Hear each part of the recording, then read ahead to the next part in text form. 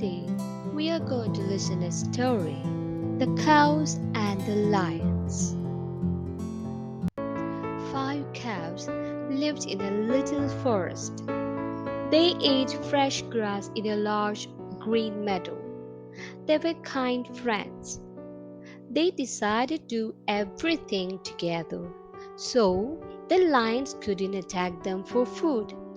One day, the five cows fought and each one started to eat grass in a different place.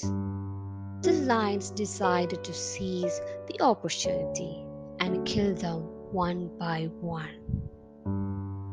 The moral of the story is unity is strength.